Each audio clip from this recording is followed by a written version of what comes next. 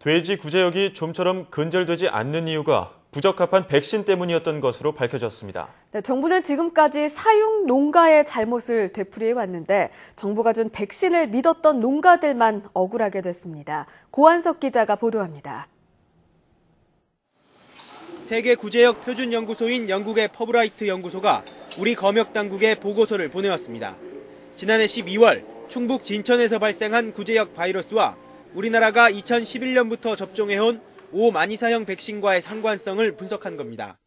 진천주에서 분리한 균주 6개 가운데 5개는 오마니사 백신주와 상관성을 나타내는 R1 값이 0.3 이하인 것으로 나타났습니다. R1 값은 방어력이 완벽할 때 1로 나타나고 0.3 이하일 경우 면역학적으로 상관관계가 너무 낮아 백신의 효과가 없는 것으로 평가됩니다. 반면 농식품부가 이달부터 새로 도입한 O3039 균주를 사용한 백신은 R1 값이 대부분 0.3 이상으로 이전 백신보다는 방어력이 높은 것으로 나타났습니다.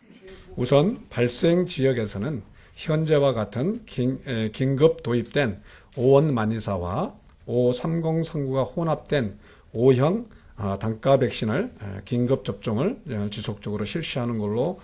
앞으로는 과거 발생 유형과 주변국의 발생 상황을 고려해 여러 종류의 바이러스 균주가 혼합된 기존 3가 백신에 O3039 균주 등을 추가하는 방안을 검토하겠다고 밝혔습니다. 전문가들은 백신 교체를 게을리한 방역당국의 늑장 대응이 구제역 확산을 불렀다고 지적하고 있습니다. 묻지마식으로 지난 4년 동안 백신주를 바꾸지 않고 이렇게 지금까지 유지함으로써 지금 토착화 상태로 접어든 게 가장 큰 문제점이고, 정부는 기존 백신이 효과가 없는 물백신이라는 사육농가의 주장에 대해 백신의 효과는 확실하며 접종 방식이 잘못됐다는 입장을 되풀이해왔습니다.